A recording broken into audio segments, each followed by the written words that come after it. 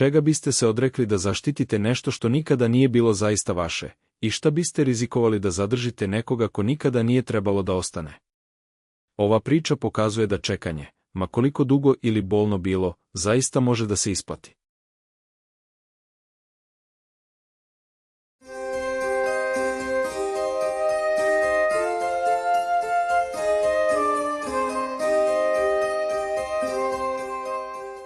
Pismo je stiglo u utorak, za koji će Eleanor Ashby kasnije reći da je bio najmanje dramatičan deo čitave situacije. Pročitala ga je 2 puta stojeći u hodniku svog malog stana u Edinburgu, još uvek u kaputu. Ugovor na 12 nedelja. Smeštaj i hrana uključeni. Zadatak: katalogizovati, obnoviti i pripremiti za aukciju sadržaj Kingsford Halla, seoskog imanja u škotskim bordersima koje je uglavnom ostalo netaknuto od smrti prethodne vlasnice. Plata je bila dovoljna da pokrije 6 meseci kirije. Eleanor je bila konzervatorka. Provela je 8 godina obnavljajući stvari od kojih su drugi odustali. Rekla je da pre nego što je završila drugo čitanje. Ono što pismo nije pominjalo bio je Daniel Kingsford. Upoznala ga je na šljunkovitom prilazu, popodne kada je stigla. Stajao je pored prašnjavog Land Rovera, gledajući kuću onako kako ljudi gledaju problem koji ne mogu da reše. Bio je visok, pomalo nedovoljno obučen za hladnoću, i nosio je onaj poseban izraz čoveka koji već neko vreme nije dobro spavao.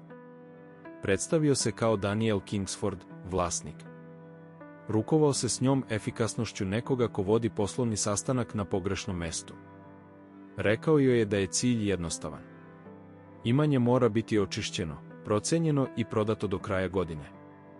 Angažovao je jednu aukcijsku kuću iz Londona. Angažovao je advokata. Angažovao je Eleanor, svako je imao jedan posao. Njegov posao je, očigledno, bio da se ne meša. Eleanor je raspakovala svoju opremu u sobi koja je mirisala na dim iz kamina i star papir i počela je. Kingsford Hall je bio izuzetan. Ne u onom glamuroznom, magazinskom smislu. Već na način koji je bio važniji, svaka soba nosila je dokaze života proživljenog pažljivo i sa dubokim osjećanjem. Pokojna Margaret Kingsford, Danielova baka, i sama je bila konzervatorka tekstila. Ironija nije promakla Eleanor. Margaretina kolekcija uključivala je flamanske tapiserije, viktorijanske vezove i 3 sobe knjiga sa ručnim beleškama od kojih su Eleanor drhtale ruke samo dok ih drži. Daniel je dolazio i odlazio tokom te prve 2 nedelje. Većinu vremena provodio je u kancelariji imanja uz tabele i telefonske pozive. Eleanor bi ga srela u hodniku, a on bi klimnuo glavom, pitao da li joj nešto treba i ponovo nestao. Bio je učtiv na način na koji je učtiv hotelski konsjerž. Prisutan, ali nedostupan. Onda ga je jedne večeri pronašla u biblioteci.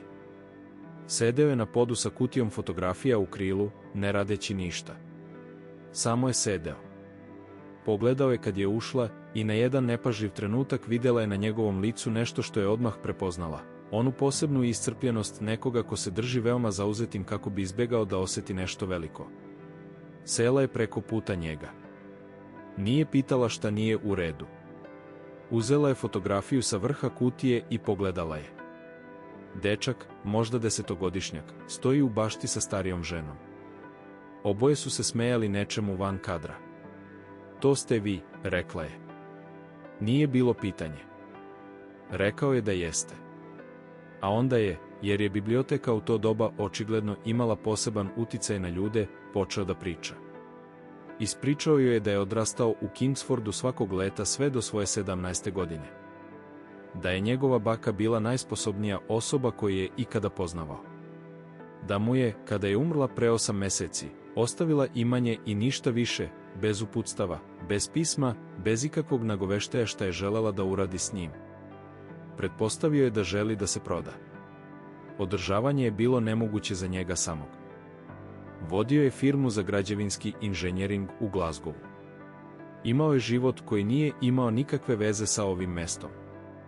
Eleanor je slušala. Kada je završio, rekla je da kuća ne deluje kao mesto koje je neko želeo da nestane. Pogledao ju je na trenutak. Onda je zatvorio kutiju i poželeo je laku noć. Posle toga, nešto se promenilo. Bilo je postepeno, i nijedno od njih to nije imenovalo. Počeo je da se pojavljuje u različito vreme, ne da proveri napredak, već da pita šta je pronašla. Pokazivala mu je stvari. Komplet ručno šivenih mapa koje je njegova baka pravila o baštama imanja u različitim decenijama, prateći kako se pejzaž menjao. Kolekciju prepiske između Margaret i kruga žena konzervatorki širom Evrope tokom 40 godina. Malu uljanu sliku sakrivenu iza ormara u jednoj od gornjih soba, naizgled beznačajnu, ali Eleonor je prepoznala poteze četkice i dugo se ukočila. On je to primetio. Pitao je šta nije u redu. Rekla mu je da mora da obavi nekoliko poziva. 3 dana kasnije imala je odgovor. Slika nije trebalo da bude tamo. Prijavljena je kao nestala iz privatne kolekcije u Belgiji 1971. Nije bilo optužbi, niti skandala, ali istorija je bila nepotpuna na način koji je Eleonor činio nelagodnom. Još uvek nije znala kako je slika dospela u kuću. I dok to ne sazna, nije mogla mirne savesti da je uključi u aukciju. Rekla je Danielu. Dugo je ćutao.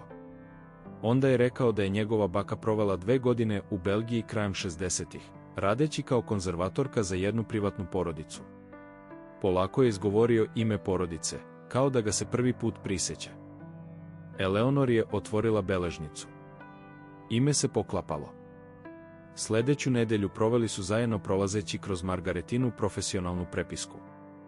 I tu se sve promenilo, ne dramatično, ne nekim otkrićem koje bi prepisalo prošlost, već nečim tišim i uznemirujućim.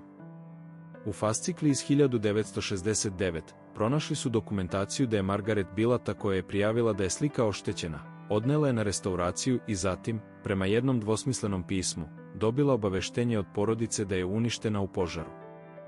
Požar je bio stvaran. 3 druga dela su izgubljena. Ali slika te noći nije bila u kući. Margaret ju je uzela za restauraciju nedelju dana ranije. Spasla ju je ne znajući šta kasnije da radi s tom činjenicom. Porodica se raspala nakon požara. Nije postojala jedna jasna osoba koja bi mogla da je vrati. Margaret ju je čuvala 50 godina ne iz pohlepe, pažljivo je rekla Eleonor, već zato što nije znala šta drugo da uradi s njom. Daniel je dugo razmišljao o tome. Mislim da je zadržala mnogo stvari sa kojima nije znala šta da radi, konačno je rekao. Eleonor ga je pogledala i shvatila da ne govori samo o slici. Pomogla mu je da kontaktira potomke belgijske porodice preko istraživača porekla kome je verovala. Proces će trajati mesecima. Slika će morati da ostane tu dok se sve ne razreši. Što je značilo da je vremenski plan aukcije narušen. Što je značilo da njegova prodaja do kraja godine više nije moguća. Trebalo je da bude frustriran. Umesto toga, po prvi put otkako je stigla, izgledao je malo manje kao čovek koji pokušava da pobegne od nečega. Te večeri večerali su zajedno prvi put. Ne po dogovoru. Ona je grejala supu u kuhinji kada je on ušao, i oboje su smatrali nepotrebnim da se pretvaraju da bi radije jeli sami. Saznala je da se preselio u Glasgow sa 17 godina, nakon što su mu se roditelji razveli. Da se nije vratio u Kingsford nijednom za 11 godina. Da je sebi govorio da je to zbog posla, udaljenosti, praktičnosti. Ponavljao je tu priču toliko puta da je prestao da je preispituje. Rekla mu je da razume. Rekla je da je i ona uradila isto nakon smrti svoje majke pre 5 godina, nastavila da radi, nastavila da se kreće, postala neophodna u tuđim istorijama jer nije mogla da se suoči sa sopstvenom. Postala je veoma dobra u obnavljanju stvari koje pripadaju drugima. Pogledao ju je onako kako ljudi gledaju nekoga ko je rekao nešto istinito. Nedelje koje su usledile bile su ona vrsta vremena koja deluje i veoma sporo i nemoguće za zadržati. Šetali su imanjem kasnim popodnevima. Pokazivala mu je šta je pronašla.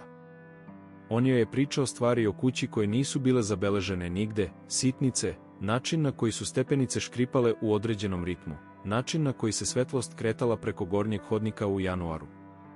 Stvari koje su živele samo u njegovom sećanju. Bila je svesna, sa gotovo neprijatnom jasnoćom, da se zaljubljuje u njega.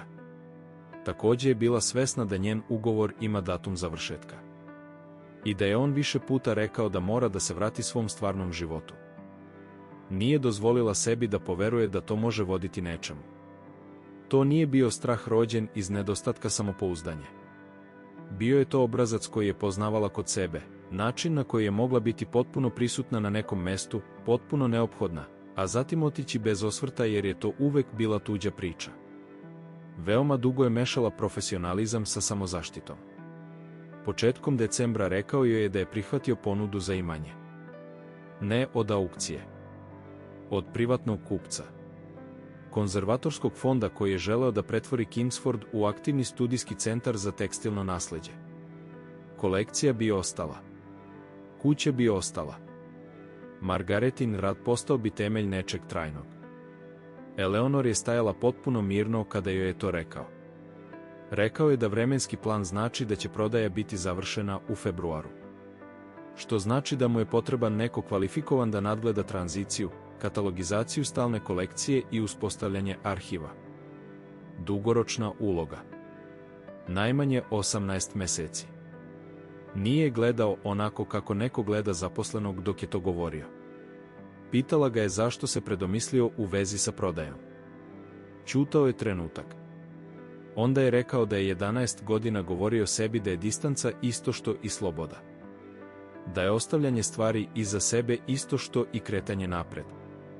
Rekao je da mu je neko nedavno vrlo jasno stavio do znanja, a da to nikada nije direktno izgovorio, da stvari koje napuštamo zapravo ne nestaju. One samo čekaju. Pitala ga je da li joj nudi posao. Rekao je da jeste.